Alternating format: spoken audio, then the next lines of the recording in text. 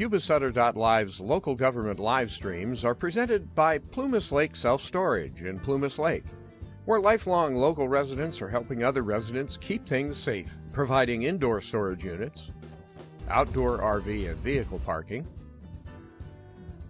moving supplies, and Penske truck rentals. Details at plumaslakeselfstorage.com.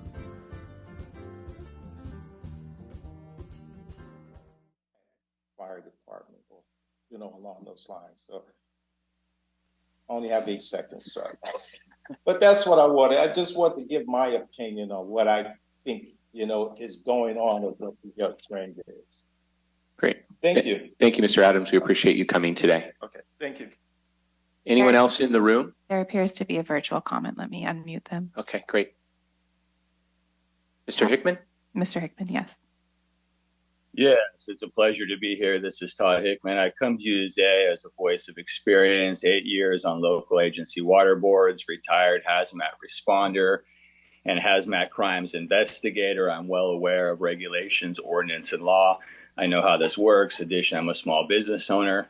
I appreciate the last speaker's comments. I think the big picture, though, on that issue is the fact that these tanks are currently designed to hold dirty ditch water. This is a fundamental flaw. Firemen do not want that dirty ditch water in their fire tenders. Currently, there's another plan that I know at least 2 of you have heard about floating around the foothills to pipe treated water everywhere throughout the foothills with pressurized fire hydrants. That's really what the firemen want. That's really the future of fire protection in the foothills. So big picture, I am concerned about your agency. I'm concerned about your role and your governance as the big brother to the North Yuba Water District. You have been an enabler to this district, and you have allowed them to fail numerous times, and it continues today.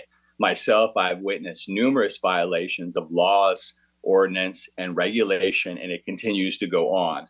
The Orleaf Piping Project is a huge failure. You were actually talked to by Dr. Gretchen Floor, who told you the environmental facts on that, and you ignored her and continued to grant the roughly $500,000 funding. And now we have a corrugated pipe held down by wooden stakes.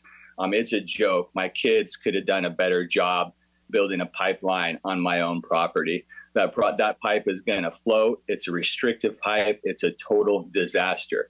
And again, Yuba Water Agency continues to fund the North Yuba Water District without proper oversight. You have not accounted for the money you've given. Money has been squandered and wasted. There's numerous allegations of apparent violations of law, regulation, and ordinance. The North Yuba Water District with the new board continues to carry out these violations of law, regulation, and ordinance. I have personally witnessed the Brown Act being violated numerous times at the North Yuba Water District. And again, here we are with the Yuba Water Agency going to fund this district again today. So I would politely ask you to get this under control, to stop funding this agency until you actually have the facts straight and until you've done proper oversight. You owe this to the people of Yuba County. You are culpable in your actions and the tact that you've carried out. And again, you are the enabler of these crimes, these apparent crimes that continue to happen with the North Yuba Water District. Thank you. Thank you, Mr. Hickman. Any other virtual comments or comments in the room?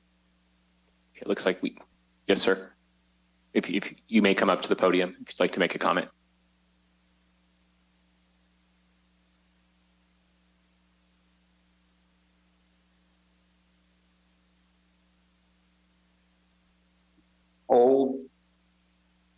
I'm sorry, sir. Can you state your name for our records? I understood some of what they were saying. Okay. My name is Les Lominger. I'm not in your district. I'm not in Yuba's district. I'm in South Feather's district. However, South Feather has obviously given away some of their water rights. I don't know how that worked, but on flume in the ditches. And I don't want to see my water shorted by putting in a restrictive flume or anything such as that. I honestly don't know where it's all about, but you can see I'm a little nervous. I'm an outside user. Are any of you familiar with what an outside user is? I go back to the railroad. My grandfather, Adolph Rominger, went in an agreement with Orville-Wyandotte Irrigation District. I can't give you the year. I don't have that written down right now, but that gave me right to water. Now, what the difference is between water right and right to water, I don't actually know, but South Feather is in a binding contract with me. I have an allotment of water. I can get 1 miner's inch for every 4 acres I own. I've used water, not at that rate, but I have used water for years. I'm 74 years old and I've paid bills since I was 18. And I'm just wondering if you're aware of if Yuba cuts water down that goes down what is called the Miller Hill or the Forbstown ditch, that could restrict me. And I just want you to be aware of that so you don't enter into something and give money to somebody and then they put in something that reduces or restricts my water. That's all I actually came for, is to let you know that you got a burr under your saddle. I'm not meaning that terribly, but you do have a burr because I do have to watch this. And I was just made aware of this the other day, that money was going to them to do more work. And there's no work done. No work done on that upper ditch at all. Pretty soon it won't get a drop of water down without a lot of work. Thank you for your time. Thank you, sir. Okay, seeing no additional comments, we will move on to consent items. Any board comment or question on consent? Move to approve. We have a first. Is there a second? I'll second it. Okay. Yeah. Question, do we know yet what the total cost of that Ostrom Road project was? Or see that at some point? Well, Oh, sorry, my mic's not on.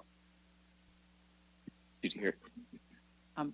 We'll have a complete report on the Ostrom Road project next week. I inadvertently in my email last Friday said that it was complete. I was wrong. It's not quite complete. It's very close.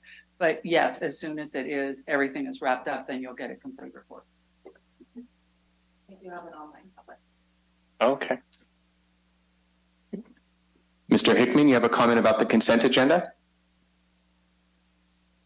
I was looking to comment on Hell's Canyon flume. Okay, we're not quite there yet. I believe that's item 3. So yeah, correct. I'm waiting for that. Thank you. Okay, great. Thank you. Okay, so seeing no public comment on the consent agenda, all in favor say aye. Aye. Any opposed? Okay. Consent agenda passes. We'll now move on to discussion items, starting with item 3. Ryan?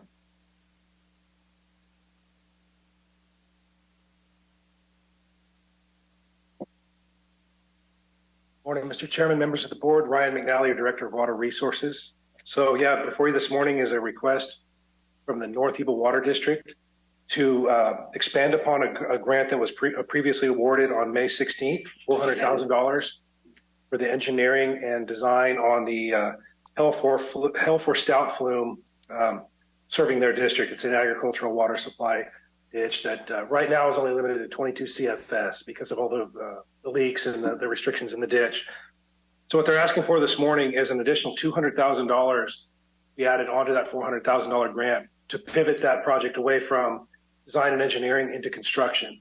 They've identified a repair for that project We don't have the final estimate yet, but that is forthcoming, and we'll be back in front of the board here in the next several weeks to talk about that. But the $600,000 will get them started to restore that ditch, restore that flume, up from the current 22 CFS to 38 CFS. So a substantial increase of water supply that will obviously benefit the people in North Yuba County. So they expect the work to begin by October 15th to beat the weather. This repair has been characterized as grave right now. It's in really bad condition. So the engineers, their assessment is that it won't make it through the winter, most likely. So time is of the essence, and that's why they're in front of us this morning, asking for the $600,000. With that, I'm happy to answer any questions. Through the chair, is anybody here from North Yuba Water or North Water District? I have some questions. Can we ask Brian questions first? Or did you want her? Yeah. Through the chair.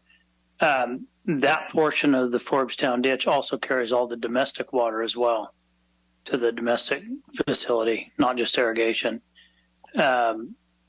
So it's, and there's 2 other flumes in that section between SF-14 and Coster Creek. They're also that same size pipe, correct? I believe so. Yeah. I would defer to Ms. Harris. Yeah. That's the way I understand it. But I want to make it clear that it was not just irrigation water, it's also the domestic water that travels through that flume. So it is catastrophic failure, that whole community will be out of water. I misspoke, yeah. Yeah. Director Vasquez, did you have anything else, or you just wanted to make sure North Yuba was here? No, I don't like to hear North Yuba. Okay, but before we do that, can we check and make sure there's no more questions for Ryan from board members? We might have a couple more. Okay. Well, another question, I suppose, just to address some of the questions that have been brought by citizens. We do some sort of oversight at the end of these projects to see that things were constructed in a reasonable and prudent manner. That is correct. That's part of our community outreach grant program, is to follow up with the applicants and the recipients of our grant dollars to make sure that the projects were installed as designed or they were carried out. That's right. Okay. And then I didn't catch which pipe the gentleman on the line was talking about. Was it this pipe that he was saying was held together with wooden stakes, or some other one? That I don't have a good answer to that. Okay. I apologize. I'm not sure. And so I guess that when Ms. Gretchen Floor or someone else makes a statement about pipe capacity, I know that we'd had arguments a couple of years ago about whether Forbes-Town ditch needed to be covered or not covered and that sort of thing. There's sometimes a disagreement on the actual issue of facts. Whenever that's possible, then obviously transparency of, hey, this is what the engineer said, this is the amount of flow, here's what happens, we don't have domestic water to this community, that sort of thing. So if we can, I guess, try and clarify facts so that somebody would not have to be worried that their water rights would be restricted because no, that's not the case. That's misinformation, that someone misunderstood how something applied, because we don't want to obviously take away this gentleman's rights to water because we fixed something over here. And that's probably not the case. Probably there was some misinformation that passed along the way, but we want to make sure we coordinate that so that everybody's very clear about everything that happens. So that's just my only recommendation, is we make sure we address those issues by either showing, here's how we certify things, here's how we reviewed it, here's how we made sure the construction was to par, and here's why your rights are not affected. Yeah, Willie. Yeah, I'd like to address some of the stuff. So right now we're talking about Helferstout flume, which is part of the Forbes-Town ditch conveyance. It does carry raw water. It does not carry treated water, but it does carry raw water to water treatment plants, so that in effect delivers the raw water that is then turned into domestic water. I believe Mr. Hickman in his comments was speaking about the Orlev Creek pipe, which is a different part of North Yuba Water District's conveyance. So I just want to clear things up that it's a different part, although it does feed into the Forbes-Town ditch. That's a different pipe. This is the Helferstout flume, and that's what we're talking about now. And I'll just add a little clarity in my discussions with Ms. Harris. We initially gave this grant for engineering and design for an analysis of the Helferstout flume. They did a quick analysis and quickly realized that it was in very bad shape and will likely not last another winter. So that's why they're asking to go straight to construction, just to be clear. Perfect. On the Oro pipe that he complained about the construction of, did we have anything to do with that construction, or no, that's something that preceded us? The most common way that we help water districts in our county is they do their planning, they do their engineering, they do their implementation. We many times grant funds to help pay for that. So it was their plan, their engineering, their design, and I believe that was 2019, might have been 2018. and it was implemented by North Yuba Water District. I think Hanson Brothers Enterprises was the construction contractor. I don't remember who the engineer. Okay, so it was the previous North Yuba Water Board that crafted that. That's correct. Any additional board? Also, you ought to emphasize again that the design is going from 22 feet CFS up to 30, so they are enlarging it from one of the prior speakers. Just to be clear, Director Matthews, I think it was 38. That's correct, 38. 38, that's even better. Thank you. Okay, so before we take public comment, we'll hear from North Yuba.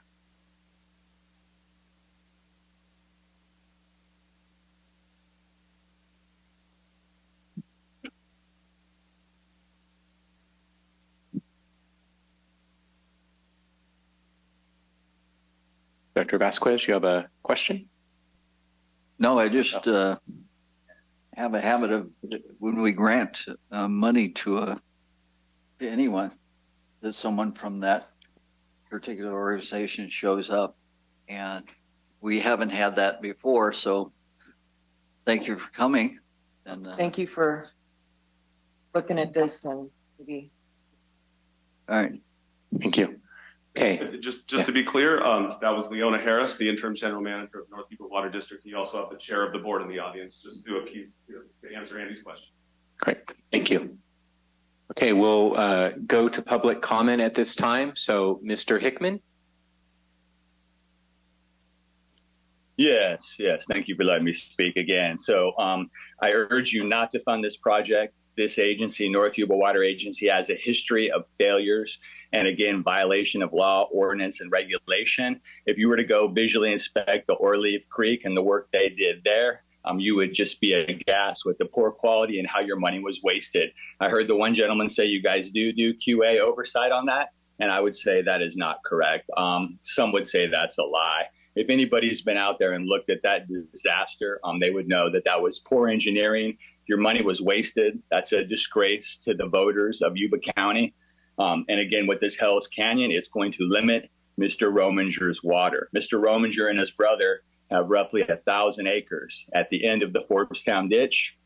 And by installing this flume, you're going to spend millions of dollars in resources that are going to limit his water. As he said, he's entitled to 1 miner's inch per 4 acres, and they have thousands of acres. So do the math on that. This project is going to be restrictive, and it's going to cause all kinds of legal issues, legal actions, which has been the theme of the North Yuba Water District. The Orleaf Creek project that you gave money to is currently the subject of an ongoing lawsuit with South Feather Water and Power. And again, by you granting this money for this flume, you just opened the door for more lawsuits. So I would really urge the Board of Supervisors, I think in particular too, with Yuba Water Agency, this is a unique situation in which you are also the Board of Supervisors of the county. So you have even a larger fiduciary responsibility to do the right thing. You have access to the district attorney. There have been numerous alleged crimes that have occurred with the North Yuba Water District, and they currently are occurring again. This history just repeats itself. In the last 10 years, I've seen them waste $20 million for nothing. A little teeny agency with 8 people has $1 million a month or $1 million a year legal bill, approaching $100,000 a month in legal expenses. And you funding this project is going to create more lawsuits and more legal expenses. And before you know it, the Yuba Water Agency is going to be the district being sued. And you're going to be mirrored in lawsuit after lawsuit after lawsuit. You have a fiduciary responsibility to the people of Yuba County and all users of the watershed to make sure it's managed appropriately. And anything that North Yuba touches basically turns to failure, creates lawsuit, creates excessive costs. I particularly watched this general manager and this board president that are in your audience today perpetuate these crimes and continue to violate law, regulation, and ordinance. And it is disgusting. It's time for you to take action. Thank you. Mr. Hickman, any additional public comment on this item? I asked just 2 more questions, and I just like for clarification. Marika, has the legal bill gone down since you took over? So what is currently you're spending on legal? It's not $100,000. Marika, can you come up to the podium, please? I apologize. I just wanted to clarify again. Sure. Yeah. Misinformation versus factual information. Okay. Legal bills are going down. It's more like $40,000. 4,000? 40. 40,000? Okay. So it's gone down by half. It's gone back down more than half. It was 150. Okay. And then my second question is if the gentleman lives at the end of Forbes-Town Ditch and the previous administration was going to pump no water down Forbes-Town Ditch, and you're now pumping water down Forbes-Town Ditch, I'm confused. Was he getting no water before and now he is getting water? That is a little bit confusing. The people at the end of the Forbes-Town Ditch, especially Railroad Commission, they are part of the South Feather irrigation customers. They have been served through WD6 after the water treatment plant continuously. The non-delivery happened in the North Yuba Water District of the irrigation. However, let me get the thinking straight. As we said before, the capacity of the Forbes-Town Ditch has been at 22 CFS for a long time, and within that restriction, within that capacity, gentlemen at the end of the lower Forbes-Town Ditch was served. And as with this flume, we're only preparing for expanding the capacity, there should not be any trouble. Okay, so there's no projection based on this repair that there would be any kind of impairment? None at all. The gentleman is part of South Feather irrigation district. And nothing that North Yuba is going to do on the upper Forbes-Town will impede South Feather's customers. Thank you for your clarification. I appreciate it. Sure.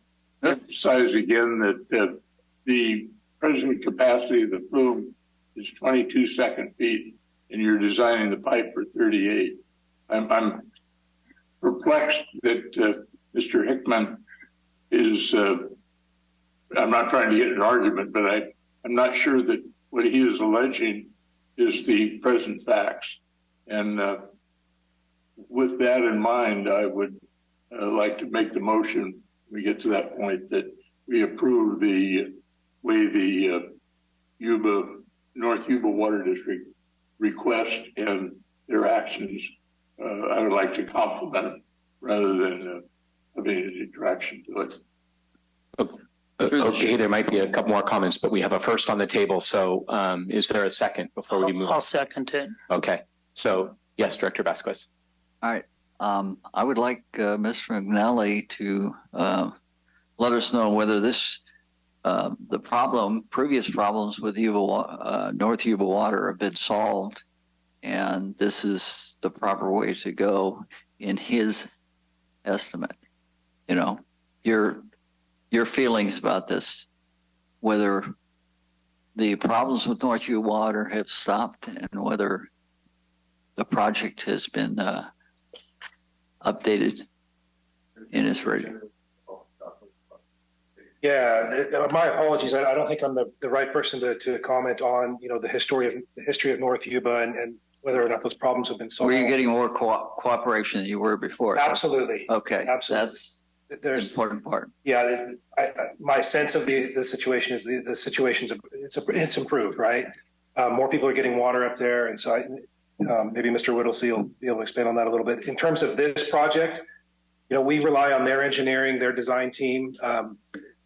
I consistent with Mr. Matthews' observation, improving the supply from 22 CFS to 38 CFS, it makes sense. It's a repair, in my opinion. You're overseeing the project, so you would know.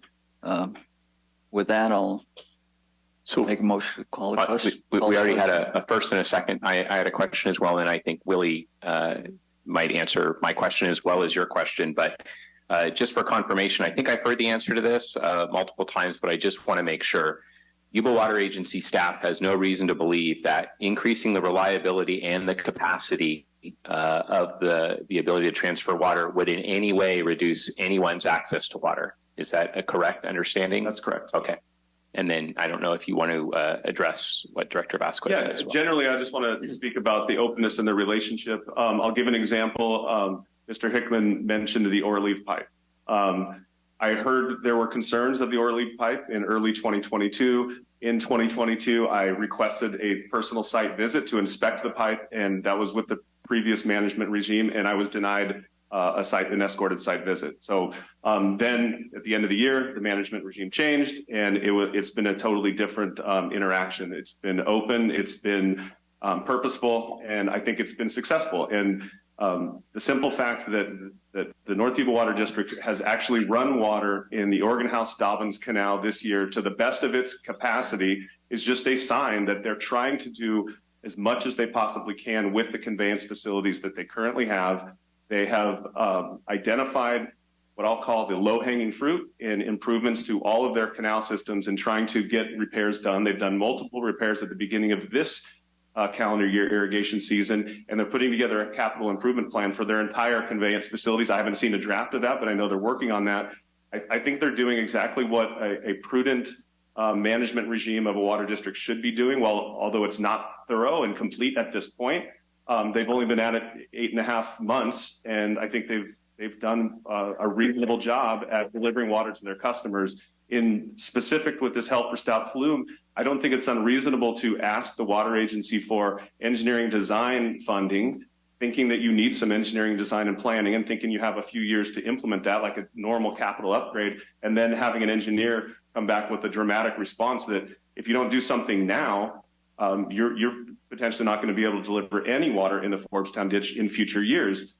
That's just a sign of the lack of maintenance for several years and a sign of them doing what is appropriate at this point in time to deliver water to their customers. I'll take it a step further and say, Yuba Water Agency was created for water supply development and reliability and for the people of Yuba County. And the governance in this particular area of Yuba County is in the hands of North Yuba Water District. And I don't see any more way that they could be functional in that they have a general manager that's bringing them projects. They're voting to move those projects forward, just like good government should do. And they're bringing them to their financial partner of Yuba Water Agency. So yes, there are many comments. Yes, there are many concerns about the entire conveyance system of North Yuba Water District, but I think they're doing the right due diligence at this point in moving projects forward.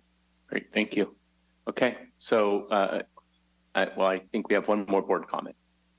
Through the chair, just a little clarification. When you say you rely on their design and construction and engineering, that doesn't mean that we are not sort of overseeing it. I mean, you're familiar with who's doing that work, apparently. Yeah, I think so. Yeah, in a large part, that's correct. Yeah. Yeah. Okay. Okay. Just a clarification. So seeing no additional board comments or questions, all in favor, say aye. Aye. Any opposed? Okay. Motion passes unanimously. Thank you. Okay, next we're going to move on to item number 4, consider approval of updates to the sponsorship policy. Good morning, Terry. Good morning, Terry Daly, your Assistant General Manager. Bring to you today an update to the sponsorship policy. We are allowed under our agency act to educate the public about what we do and how we do it. And one of the ways we educate the public about what we do and how we do it is through our sponsorship program.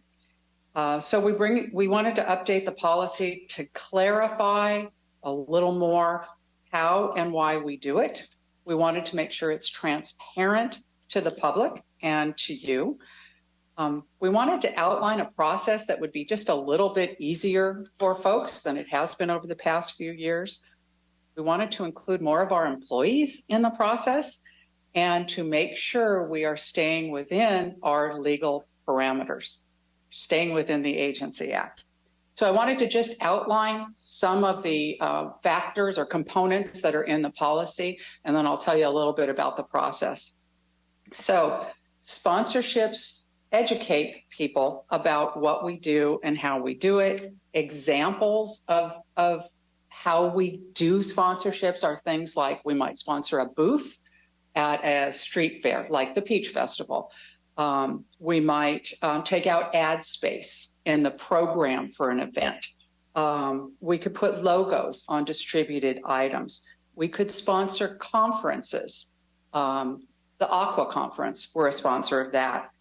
And all of that needs to be for the benefit of the people of Yuba County. Now, you might say, well, wait a minute, you've sponsored Sutter Yuba events. Yes, we have, but it always includes people of Yuba County. There's a lot of Yuba-Sutter associations, not-for-profits, events that go on. And we just want to make sure that a good chunk of those people are Yuba County. And we feel that sponsoring statewide conferences that are within our industry helps us get our mission accomplished. And so that's for the benefit of the people of Yuba County. The sponsorships can go to not-for-profit organizations or government entities. Every once in a while, you might see something like the Hard Rock sponsoring Pinktober. Yes, the check might be made out to Hard Rock, but all of the proceeds of that event benefit breast cancer awareness. And so we're very clear that we can't, the money doesn't go to Hard Rock, it just goes through them to the not-for-profit. The event or sponsorship can't be for religious or political, have any religious or political ties. And sometimes that's just a perception issue. On the political ties, it's really clear. We can't sponsor a fundraiser for a supervisor running for office. We can't sponsor a fundraiser for measure whatever. We also, if there's any perception of supporting a political effort, we can't do that either. So, for example, in my previous life, we sponsored, the county I was with sponsored a hole in a golf tournament that was benefiting a not-for-profit, a really good, whatever it was. But it was a not-for-profit and a really good cause. When we got to the golf tournament, there was a big sign on hole number 3 that said it was sponsored by Joe Blow, running for office. Didn't say anything about the county. It just had his name in, I don't know, 110-point font. That had the perception that it had a political cause behind it. So we will not sponsor anything that looks like that. It's also, remember that it's for advertising, it's for educating our public about what we do. And so while the sponsorship policy retains the up to $2,500, it's basically a staff decision. Anything over $2,500 would come to the board. I want to make clear to the public, just because a sponsorship is requested, it's not an automatic, oh yeah, you get $2,500. Because just a good business decision is that the more people you're going to reach, potentially, the more money you should get. So we might be able to justify spending $2,500 on, I don't know, I'm making this up now, the Yuba-Sutter Fair. But although we really like the Camptonville Little League, probably isn't going to reach as many people as the Yuba-Sutter Fair. So it might be only $250 or $500, but the awards are given out based on the number of people and the reach that that event is going to have. So those are the major points of the policy. Just wanted to go over the process.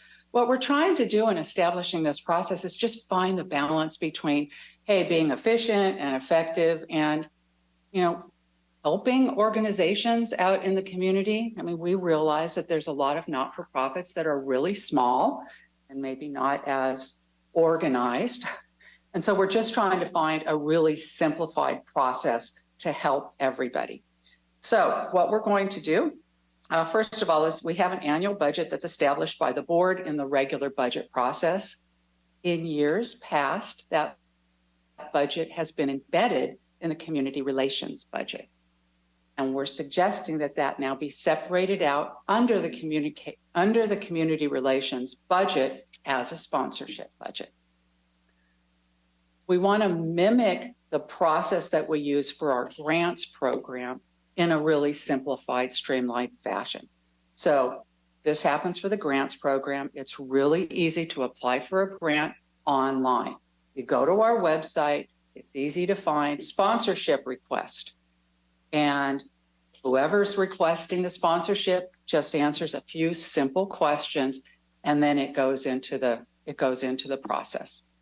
And the process would be having a committee of 3, our communications manager, our community impact and engagement officer, and 1 other employee who would just review the sponsorship request to make sure it is a not-for-profit, to make sure it isn't sponsored by a religious organization, to make sure it kind of, has anybody ever heard of this organization before? You know, just do some reality checking on it and make the recommendation on it and make the decision.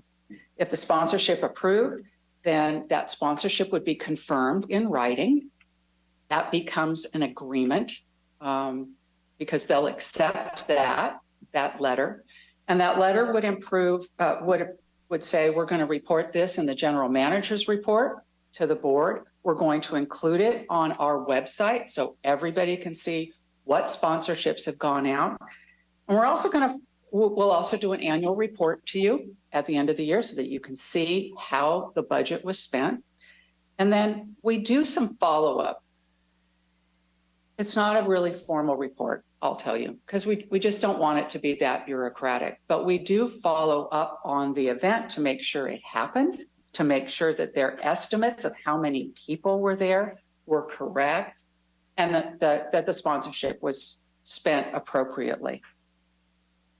For your information, last year, in last fiscal year, we spent $128,857 in sponsorships. Thank you, Curtis, for the update.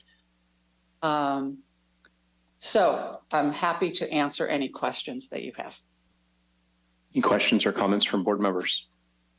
I have a couple. Our budget it's not separated out currently, but is there a component that we consider of that community? We really look what we have been doing. We will separate it out in the future. What we have been doing is looking what we spent the year before. I'm saying, we'll probably spend about that much. Maybe it'll increase by 5% or something like that. So we have a target within that community relations budget, and we stick within the community relations budget. Another question: in your application process, it looked like you discussed a minimum notice before an event, and you came up with 14 days. That seems like a really short time to me to get your 3 people together and make decisions. And I would just suggest that maybe a 30-day. As you could probably see if you looked at the red line version, we kind of went back and forth on that, and 30 days would be great. I feel like if somebody can't get organized enough to request it by 30 days, then they should try again next year. Yeah, again, we were just trying to find the balance between helping not-for-profits get going and being more efficient. Perhaps what we could do is put 30 days, a 1 month's notice, with the ability to make exceptions. Yeah, and I'm just only suggesting that just to reduce workload on. Yeah, thank you.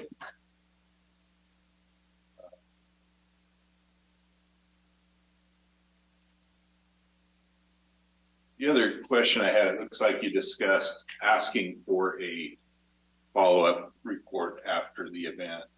And I'm not sure exactly what, you don't want to put too big of a burden on groups with that, but I just wonder if something saying, here's how many people we expected and here's how many actually attended, or, just some basic information like that would help us maybe in the following year with that same event, make a good decision. We certainly can include that, and it could be something really simple, just answering an email that automatically goes out to them after the event saying, hey, in your application, you said you'd have 500 people. How many people actually showed up? How long was the event?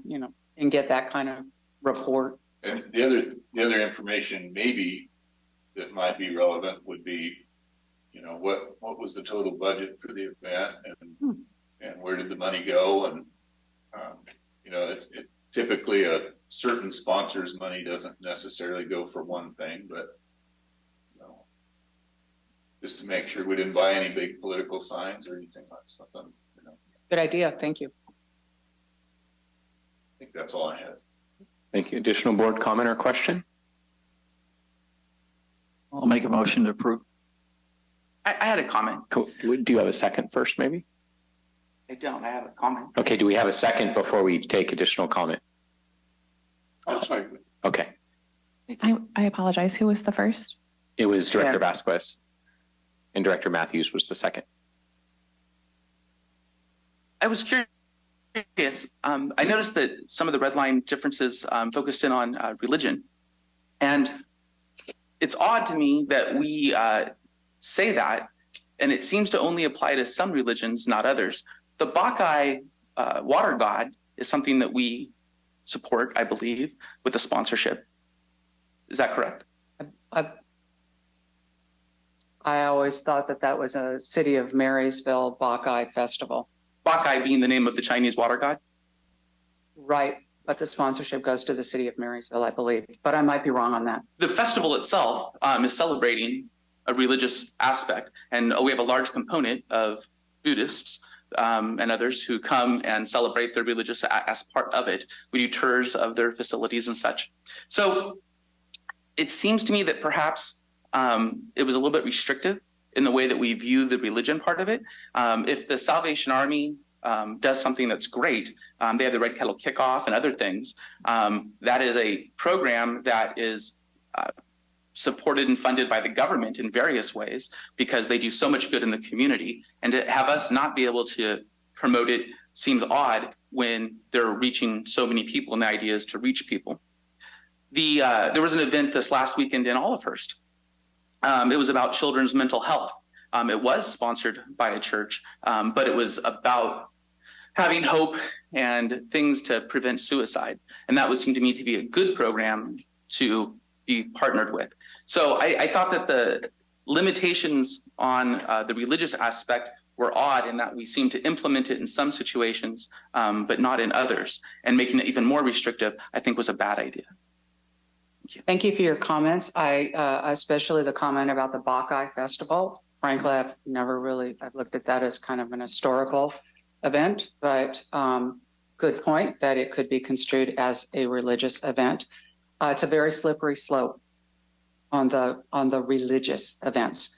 And so our board has chosen in the past just not to even go down that slippery slope. And we will take a look at the Bacchae event, and I'll make sure that the committee who's reviewing this does a thorough review of are there any religious affiliations or ties to this event. Or could you look at it as, is there a component of it that's not tied to religion so we could still sponsor them? Like we're going to sponsor the Bacchae Parade and we're going to sponsor the Red Kettle Kickoff. But even though they're, and separate it from the religious part of it. If it's possible, if it were an event that was put on, say, by a city and the Salvation Army was one of the sponsors, I think that would be acceptable because the event is the City of Marysville event. Again, I would hate to start down a slippery slope on the religiously affiliated events because, as Director Fuhrer pointed out, once you open that door, you really can't discriminate, and you have to sponsor all religious events. So and that would really get outside of the Agency Act. So you're saying the wording in our policy would cover the Bacchae Parade because in Marysville, it couldn't sponsor it because they're saying the Bacchae is a water god. So which do we sponsor? I thought we did sponsor the Bacchae parade. We have in the past sponsored the Bacchae so parade. This, what we're voting on today is saying that we can't. What you're voting on today is a update to the sponsorship policy that says the water agency would not be able to sponsor any religiously affiliated or sponsored events. So as Director Fuhr pointed out, the Bacchae event could be construed as a religious event. And so we will investigate that. And in the future, yes, if it's religiously affiliated, then we would not be able to sponsor it. Then I'm guessing that I would like to instruct the management to find the wording to make sure that we comply with the laws in the same way that we still could sponsor the event, and bring it back at our next meeting to update this policy. And I guess that would be a motion to table our vote for today. I guess I would follow that up with, is there, given some director comments, is there a concern that the existing language is too narrow and needs to be more broad to allow things like community events that could be construed to have a religious undertone, like the Bacchae Festival? I know personally I view that as more of a historic and community event, but I do know that it's celebrating the Chinese water god, right? And so I certainly could understand that someone may construe that as a religious event. Is there alternate language that we can put in to make it broad to allow things like that really are community events and aren't? Because I'm guessing we're really just trying to, hey, we don't want to be sponsoring this church or specific religiously affiliated organization is having an event and they want some sponsorship, right? But if it's more of a community-wide, community-focused event, certainly there may be some religious organizations that are involved in it. And I know that's not real black and white. It's kind of gray, right? And so in my mind, the broader that language can be, as Director Matthews suggests, I certainly support that. So the intent of the policy update was to make it more efficient for staff to process and approve sponsorships. We've gotten an increasingly more sponsorships on an annual basis. What we would like to do is take the board policy and wanting and desiring to sponsor events and make it so that staff can implement that without discretion necessarily, other than does it follow the policy. So that's the intent here. That's why we want to go to an online version. That's why we want to make it similar to the grants. Now, when we get to this specific question of religion, and Director Fuhr made a great point about the Bacchae, I think we need to look to our attorneys to help us answer that. We don't have a checklist, a legal checklist for how these work and what our policies should state related to religion. So I'm going to hand it over to Josh. Thank you. Thank you. So I would take that as a second to the motion to table. Well, I think we're going to hear from the attorney first. There may or may not be a need. We aren't going to vote on it today. Well, because if we vote on it today, we're voting for language that says we can't do the Bacchae parade. I'm suggesting by the motion to table that the staff and the attorney will come back with language if they can. Well, I would suggest we hear from the attorney first, and then if we need to table it, then we can consider that. Sure. But then it's your interpretation only, Charlie. So. Thank you, Mr. Chair. Ms. Daly got to the heart of the issue. Essentially, it can be a slippery slope. There have been a lot of court decisions, obviously, that have addressed establishment of religion, like public entities can be involved and can't be involved.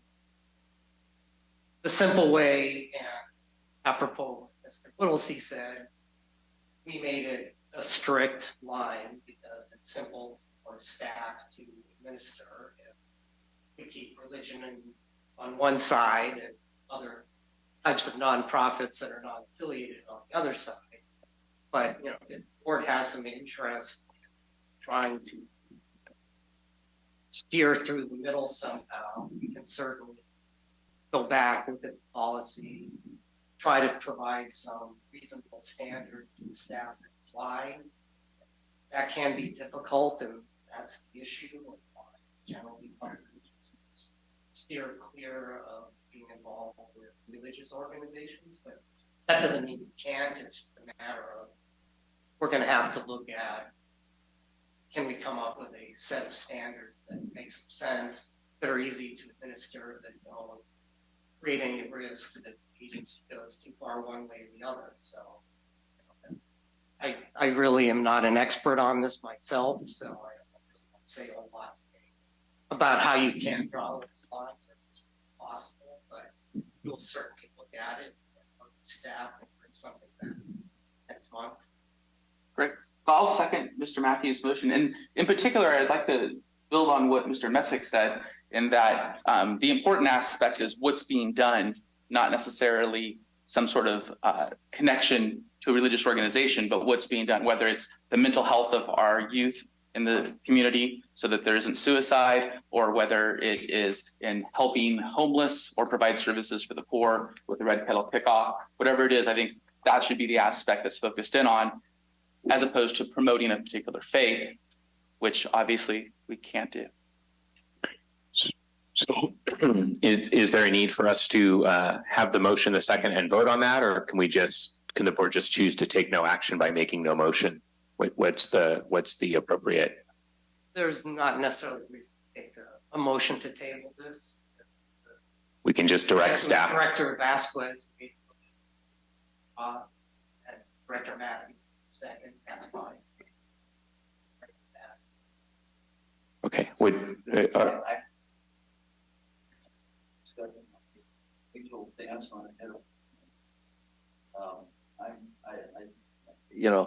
Biggest problem we have is lack of religion. Is my feeling. So you're supportive of withdrawing your motion and having staff come back with a broader policy that has more flexibility but aligns with the law? That'll work, I guess. I'm not withdrawing thrilled, but I would just like to be clear. I can't guarantee we're going to come back with a policy that has more flexibility. We need to do another legal analysis of that. So, I don't want to set an expectation that we can't meet. Okay, but we should be able to come back and hopefully address concerns that the board has stated about things like Buckeye and other similar things that we don't want to unintentionally restrict our ability to fund. But while still complying with the law. Director Kira makes a good point.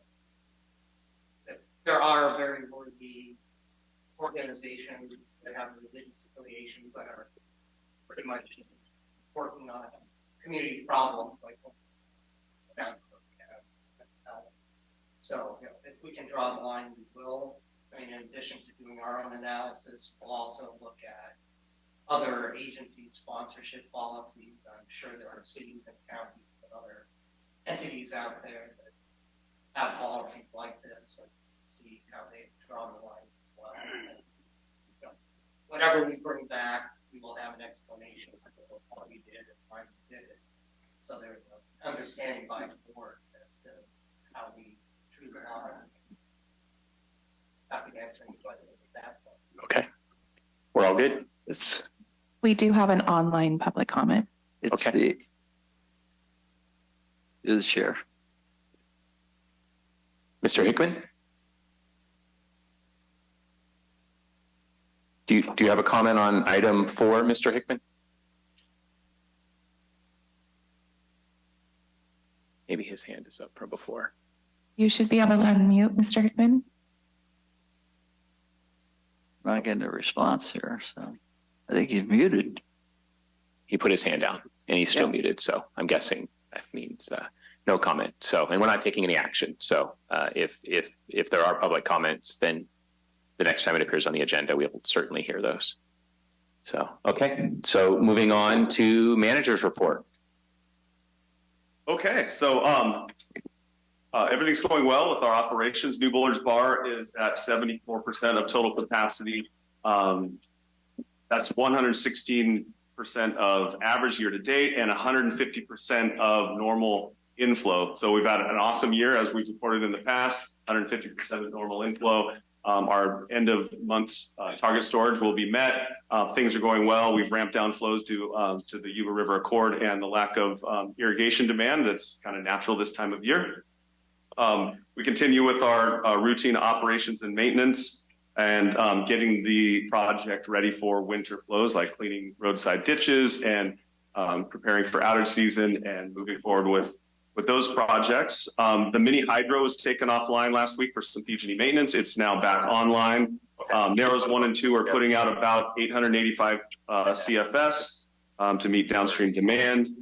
And last week we had our annual FERC and DSOD dam inspections. They went really well. We got compliments on the maintenance of our facilities. We had some minor recommendations, I believe, are specifically related to vegetation maintenance, which is a continuous problem. It's not a major amount of vegetation, but things like moss growing on the upstream side of Log Cabin Dam. So all in all, that went really well. I want to compliment our engineering, operations, and management staff for keeping our dams safe and in compliance. It's always nice to hear from the federal and state regulators that we're doing a great job. We're still in El Nino and likely will be to at least the early part of next year based on the ocean temperatures in the Eastern Pacific. And on to government relations. The 2023 state legislative session concluded last week, and I'm pleased that there were no last-minute surprises that I need to report today. And Adam will be providing a recap of this year's state legislative session at a future board meeting. 2 weeks ago, I joined Chair Bradford, Director Messick, and a number of agency staff for a tour of San Luis and Delta Mendota Water Authority's facilities and service area. I appreciated learning more about their operations and the challenges and opportunities they're facing. And it was also a great opportunity to further reinforce an important relationship between us and them. And just so you know, they're a major buyer of our Accord water transfer water.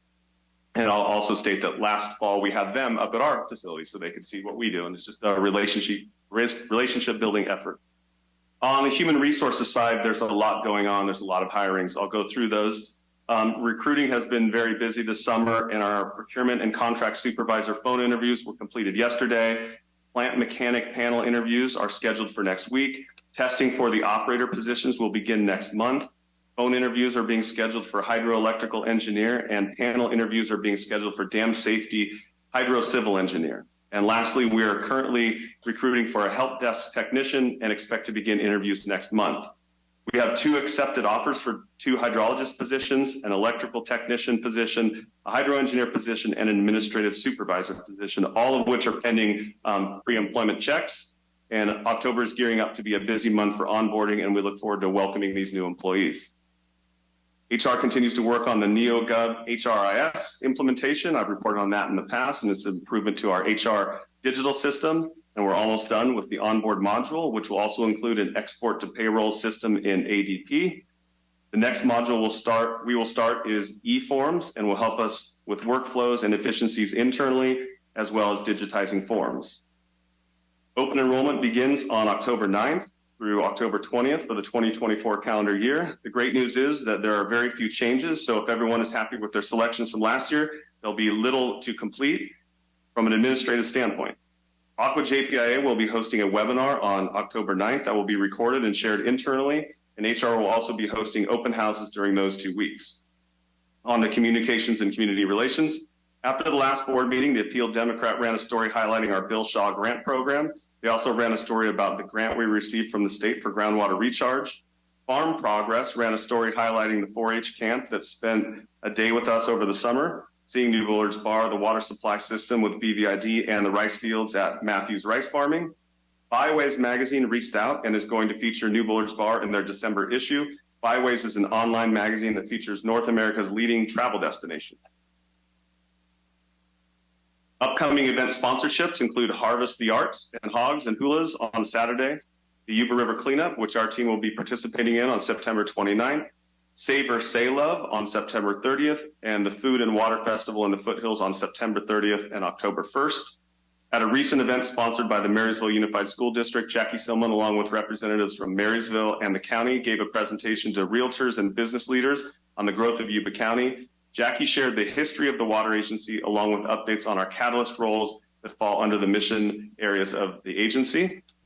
Our next meetings are on October 3rd, which will be a regular board meeting and an ABP committee meeting. And dare I say, I believe Saturday is Director Fuhrer's birthday. Thank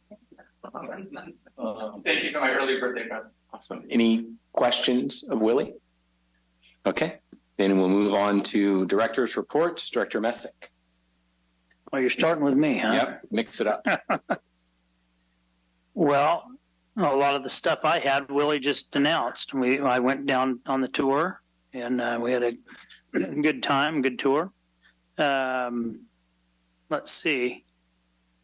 And what else did I do? I attended Sodbusters and attended bar for an hour there. Yeah. And great gin and tonic. And I attended also Saturday. I attended the end of summer event, which we sponsored in Brownsville. It was a very, very nice event. They had live music, booths. I hung the Yuba Water Agency banner for us and had a bunch of handouts for information on the new building and other infrastructure that Yuba Water Agency has. So very well attended for their first event. It'll only grow from there. I did meet with some citizens, one from North Yuba and Mr. Hickman and last week. So I'm happy to report that there was very little controversy in our meeting today because Mr. Hickman pretty much told me that he's going to be a rebel rouser. He doesn't live in our district. He was a former South Feather Power and Water board member. His goal in life is to get domestic water from South Feather down to his property in Bangor, and somehow feels that North Yuba's stopped that. So anyhow, looking forward, that's what we're probably going to be facing for a little bit. Okay. Thank you. Director Matthews. Yes, I've helped meeting with the city of Marysville to get Ellis Lake reinvigorated. I think we're making headway in that area. I also learned more about the North Yuba Water District and want to completely compliment the new board on what they've been able to accomplish in the first 8 months and shared the idea of what makes a good board. And I explained to them that the board workshops we've had has made us a better board, and possibly that would be something the agency could help all of the districts with. So as new members come up, they can understand how the Brown Act, what the role of a director is, what the role of the manager is, and things that made us a better board to help all the boards in the county with that type of teaching. Other than that, it's been, we're a little late on the rice harvest, but it'll be starting very quickly. And also the Swan Festival is coming back to the Yuba-Sutter area. We've always been a big proponent of that, and it'll be back in full force this year. Great, thank you. Director Bishop? Okay, Director Fuhrer? A couple of great events this last couple of weeks. There was an Olivehurst community cleanup, which went well. We got lots of garbage out of Olivehurst, which I know politically isn't divisive, and that's important. And then we had a great community outreach again for mental health for youth at the park in Olivehurst this last Saturday. Lots of people there, lots of participants. Wish there'd been a couple more, but it was a great program. Coming up, I'm really excited about the sponsorships we're doing with Say Love and Hogs and Hulas. Great groups. I've sent a couple other people towards you for sponsorships. Also great groups. Regional Emergency Shelter Team, which houses homeless women during the winter. I hope they are able to qualify through your process. And then there's another group called 530 Off-Road Recovery, which does lots of cleanups in our river areas and channels. And they're working with a children's event. And so lots of good good stuff coming down the pipe. Thank you. Director Blazer. So last Wednesday and Thursday, I had the opportunity of taking a forest tour put on by Blue Forest. So a little background, the Forest Service has identified over 58 million acres of land in need of such restoration treatments.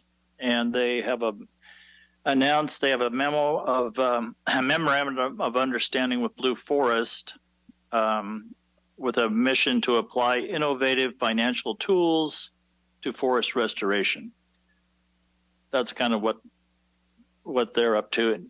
So on the tour, we took a look at some of the meadow restoration, aspen regeneration, and just general forest clearing and for mainly fire protection. There is an outside chance that this may help on runoff when you thin out the number of trees, but that is yet to be determined. There's an outside chance of that. So a number of people on the tour were investor types. So Forest or Blue Forest has created some tools for investors to put money towards this forest restoration. So my takeaway from this is it's a big forest. So when you look at these projects, they seem relatively small, compared to the big forest, but they're certainly definitely needed, and it's a start. So it's a good program. Blue Forest is very well organized, so it was very worthwhile. Upcoming events, Harvest Yards has always been one of our favorite events. It's well organized. It's a very quality event, and that's coming up this Saturday. And apparently I'm selling drink tickets. So that's it. Great. Thank you, Director Vasquez. I'd just like to get a consensus on the board with the problems of the economy as far as prices going up. I'd like us to, based upon our income, double the Bill Shaw grant, and we have the ability to put that on the agenda for the next meeting, and I'd like to do that so that we can start supplying. I mean, it's $20,000. It doesn't sound like much, but it means a lot to some of the smaller fire departments and police force. I'm certainly supportive of staff bringing that before us. So I don't know if there's consensus with the rest of the board. Yeah. Okay. Okay. Great. Anything else, Director Vasquez? That's it. Okay. So I've got. Oh, go ahead. I have one more little aside back to the foothills. Foothills are always going on. The gentleman's comments about the water tanks, I'm not familiar with that. So if we're funding that, or if we're part of that, or if yes, it's a great idea and he has misinformation about what's going to be happening there, if someone can just clarify it for me at some point. I could clarify it for you because I've had several meetings with the Oregon House Dobbins Fire and the fire chiefs. That was a proposal. We looked at it. I had met with the fire chiefs. I met with the fire chiefs here and Congressman Kevin Kiley. The fire chiefs are against those. They said they don't work. They're empty when they get there. The hardware's been stolen. So we're not looking at doing that. Awesome. Resolved. Thank you. Thank you. We are looking at other things too. So got two items for. Oh, go ahead. With respect to agency interaction on that, I don't know that we've seen anything related to a grant request for fire tanks. So, and I've had some very general discussions with folks in the foothills about water storage for fire suppression, but nothing specific to a specific app for funding or anything. So I just want to be clear that there was no pending request or even work on a pending. I'm going to reach out to Mr. Adams. I'll be able to track down his number. I think he was at one of the meetings with at the Oregon House Dobbins Fire that I was at. And it was proposed there by Charles Sharp that they seek funding from us to put these tanks here or there and everywhere.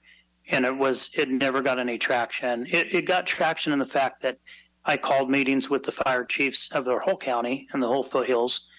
And their consensus was that wouldn't work. It would be colossal waste of money. And I think that he thought maybe it was still rolling forward.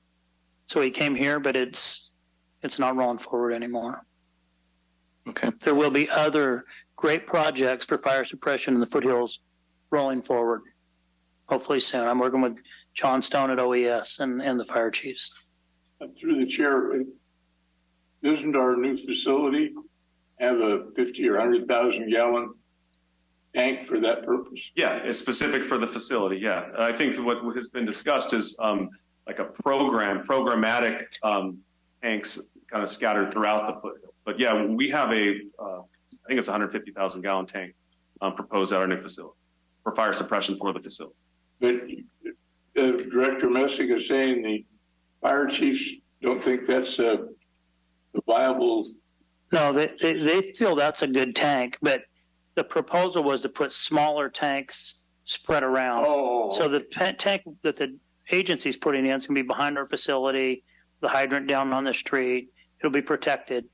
But if we put these smaller 5 to 10,000 gallon tanks spread around the community, the tweakers steal the copper, the dopers steal the water, and the fire department gets there and there's an empty tank with no fittings. So they've got to be, they would be good in a protected like environment. Like they would like to have them maybe at some of the fire departments, but not spread around the community. They're not against tanks themselves. They're just against tanks that will be high maintenance. Yeah, that would be high maintenance. Even the tanks at houses. So now there's a law that when you build a new house in the foothills, you have to put a 3,000 or 3,500 gallon tank in. Most of the time when they show up to an actual house fire, those tanks are not usable. They're empty. The people drain the water out of them. They've got cracks in them. They even had one where they'd always check them before they hook up to them, and they checked them and somebody was putting all their used oil in them. So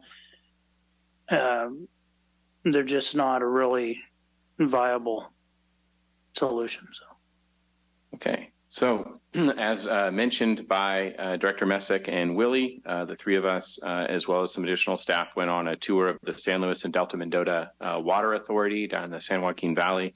I was really, really impressed to hear about the benefit of Yuba Accord water on agriculture in the San Joaquin Valley, as well as for urban users in the Silicon Valley. I was very aware of the environmental benefit of that water on the Yuba River, and also the benefit to the residents of Yuba County and the agency from the income that we get from that. But to hear really the personal stories about how this water makes a difference in the lives of people elsewhere, in addition to the benefit that it is here in our community, was really outstanding. So that was great and appreciated. And then last week I was on the Eastern Sierra tour, so which was amazing, and learned a lot of great things about the challenges in the Mono Basin, and even the bigger challenges down in the Owens Valley, and with Owens Lake, or what is not really anything left of Owens Lake anymore, but what was once Owens Lake, and all the mitigation that they have to do down there, and just the struggle between the story's kind of the same, even though the challenges and characters are a little different, but there's not enough water for everyone and every need, and so the competition for that water and how that impacts various communities around the state and various interests. So it was very interesting, and so that's it for me. We have a closed session as listed on the agenda. We are going to take about a 10-minute break, so at 10:30 we will resume closed session. So thanks.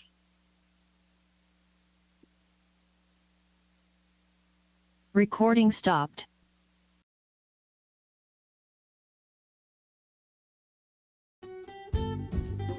Yuba-Sutter.live's local government live streams are presented by Plumas Lake Self-Storage in Plumas Lake, where lifelong local residents are helping other residents keep things safe, providing indoor storage units, outdoor RV and vehicle parking, moving supplies, and Penske truck rentals. Details at plumaslakeselfstorage.com.